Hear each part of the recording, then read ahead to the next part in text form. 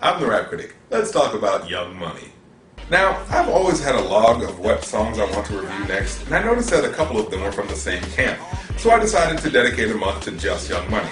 Now, for those who don't know, before Young Money, the original record label that Lil Wayne was on was called Cash Money, and with their platinum logo, it was quickly made clear that their main goal was just to make timeless, masterful pieces of art to be analyzed and appreciated throughout the ages.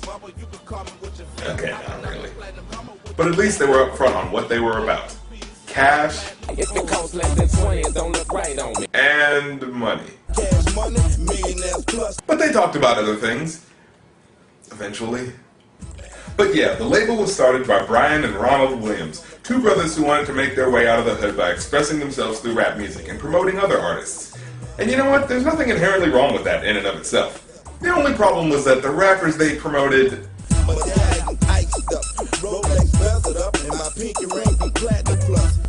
well... No, your haters can't believe that. Can't wait to see you bust the space when you see that. Man, look at that. These guys were not lyricists. They were making money and talking about the fact that they were making money.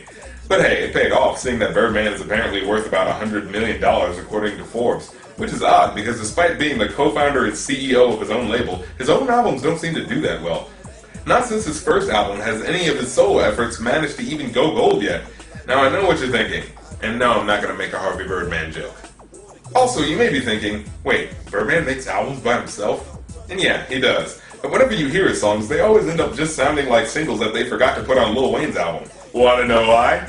Because every single song Birdman puts out features Lil Wayne. In fact, for one record, they just cut the pretense and did a collaboration album.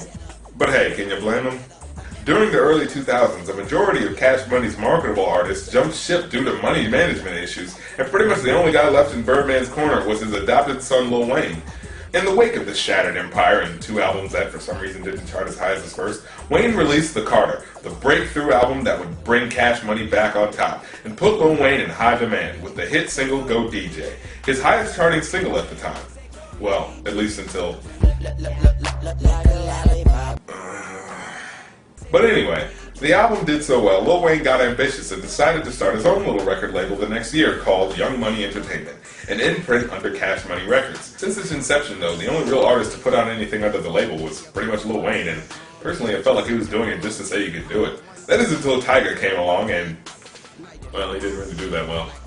No introduction? Did you call your album that because it didn't need one, or because you didn't get one? I'm sorry, that was mean. But anyway, by 2009, the label had finally gathered up a roster of artists to get their turn, right after Drake's EP. Then the rest of the group would get their time to shine, right? Well, it didn't really work that way either. After the We Are Young Money album, the albums released from Young Money were as follows: Lil Wayne, Drake, Nicki Minaj, Lil Wayne, and Lil Wayne. How many people are in this group? Like 15? You mean to tell me that only 3 of these guys had something to say in the last 3 years? Where are the rest of them? What, were they just album art? Where are they? Who is T-Streets? Who is Lil Chucky? And why is it that only half of the group was actually featured in the 3 singles that they released? I mean, say what you will about the Wu-Tang Clan, but at least all of them at one point or another were given FaceTime for their own verses in their music videos. Also, don't say what you will about the Wu-Tang Clan. Speak an unkind word and you will get slapped. But anyways, the question remains, does this new generation of rappers on Cash Money live up to the... Well, there's really not a lot to live up to. But will these young gunners lyrically surpass their predecessors, or do they just play follow the leader? Let's start off by looking at their biggest single, Bedrock. What? He did? Oh, I had a whole review planned. I was...